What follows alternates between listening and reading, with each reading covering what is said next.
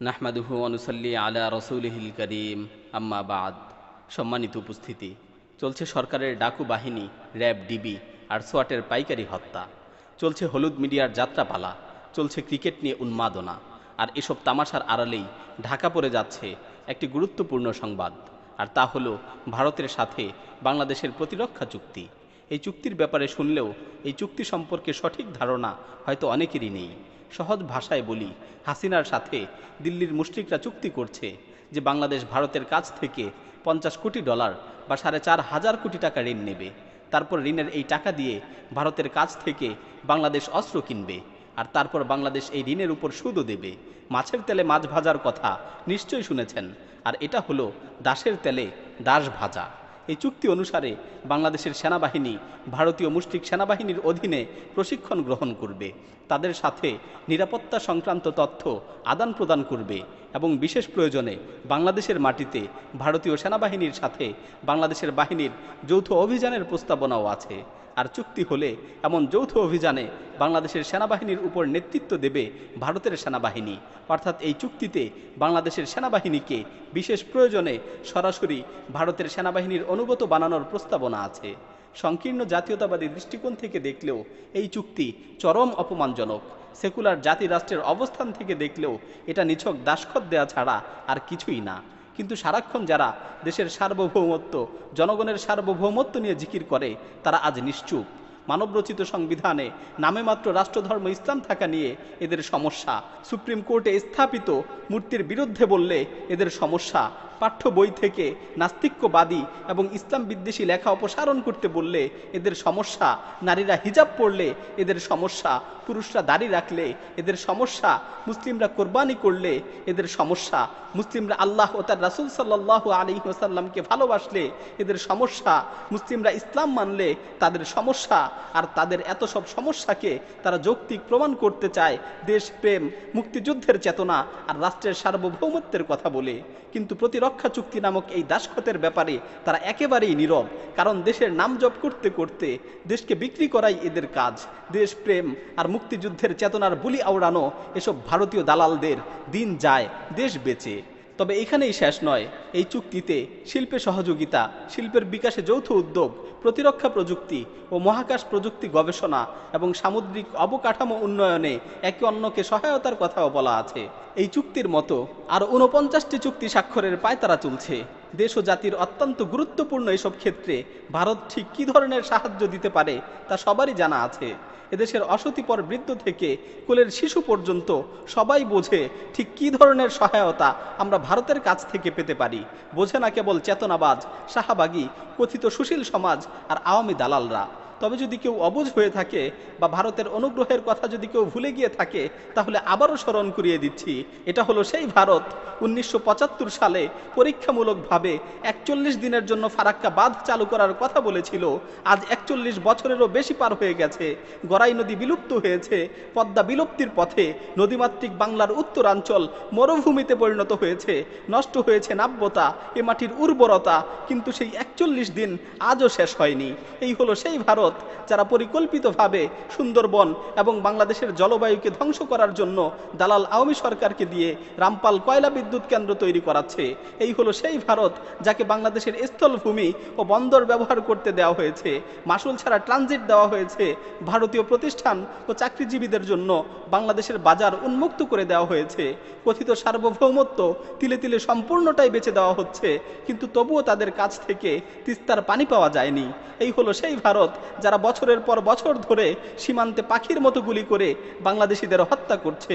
এই হলো সেই ভারত যারা সুকৌশলে দখল করে নিয়েছে বাংলাদেশের বাণিজ্যিক বাজার, যাদের অর্থনৈতিক আগ্রাসনের কারণে বাংলাদেশের সৎ ব্যবসায়ীরা আজ বিপর্যস্ত। এই হলো সেই ভারত যারা দালাল শাসকের সাথে প্রতিরক্ষা চুক্তির মাধ্যমে স্বাধীন সিকিমকে অঙ্গরাজ্য বানিয়েছিল। এই হলো হিন্দুত্ববাদী ভারত যার প্রভাবে বাংলাদেশের 10% হিন্দু চাকরির ক্ষেত্রে 30%-এর বেশি জায়গা জায়গা দখল করে রেখেছে। বাংলাদেশের উচ্চশিক্ষিত মুসলিম তরুণেরা আজ বেকার হয়ে ঘুরে বেড়াচ্ছে, কিন্তু হিন্দুস্তানের হিন্দুত্ববাদীদের কারণে বাংলাদেশের মুশরিকদের অবস্থা রমরমা। এই হলো সেই ভারত যারা বাংলাদেশের চাকরি খাত, ব্যবসা খাত দখল করে নিয়েছে, যারা তাদের দালাল হাসিনার মাধ্যমে নিয়ন্ত্রণে নিয়েছে রাষ্ট্র ও প্রশাসনকে। বঙ্গভবন কিভাবে চলবে তার নির্দেশ আসছে দিল্লি থেকে। রাষ্ট্র প্রশাসনের রন্ধ্রে রন্ধ্রে মুশরিকরা জেকে বসেছে। বিদ্যুৎ বিভাগ থেকে শুরু করে প্রাইমারি স্কুল পর্যন্ত সব জায়গায় জাল পেতে বসে আছে মুশরিকরা। মুশরিক বিচারপতির মাধ্যমে নিয়ন্ত্রণে নিয়েছে বিচার বিভাগকে, আর এখন সম্পূর্ণভাবে নিয়ন্ত্রণে নিচ্ছে সামরিক বাহিনীকে। আর মিডিয়া, কথিত সুশীল সমাজ ও সাংস্কৃতিক অঙ্গনকেও নিয়ন্ত্রণ করছে এই মালাউনরা।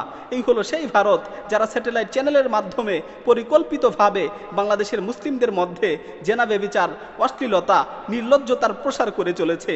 এই হলো সেই ভারত যারা বাংলাদেশে সমকামিতা, বিকৃতকামিতা প্রসারের জন্য সরাসরি আর্থিক, প্রাতিষ্ঠানিক ও মিডিয়া সাহায্য দিচ্ছে।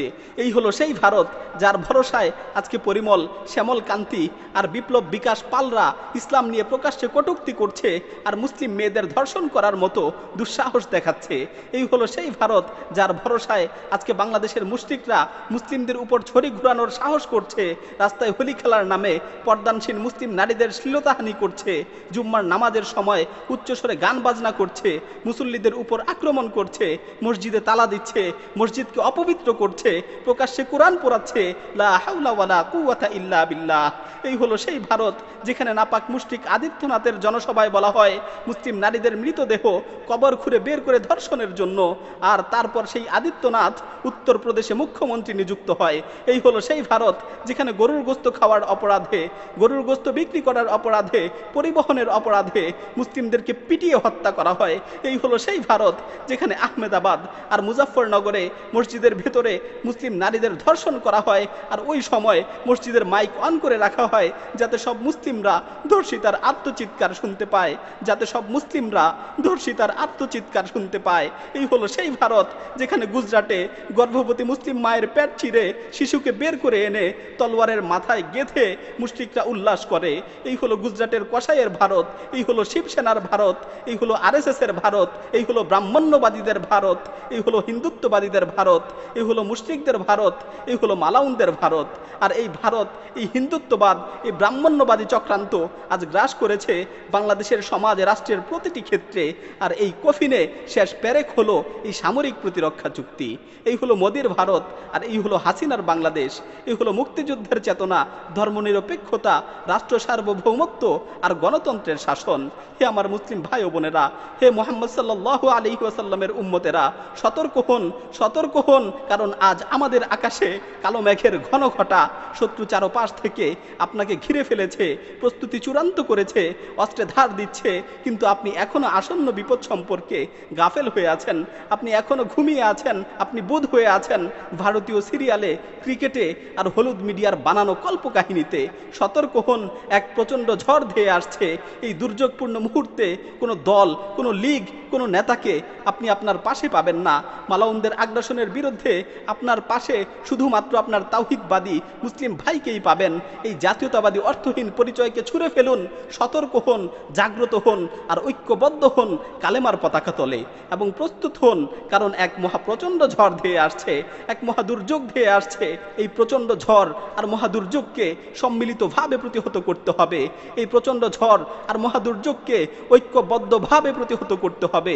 আল্লাহ তাআলা যেন আমাদেরকে সম্মিলিতভাবে কাঁধে কাঁধ মিলিয়ে এই দুর্যোগকে মোকাবেলা করার তৌফিক দান করেন। আমিন। ওয়া মা আলাইনা ইল্লাল বালাগ।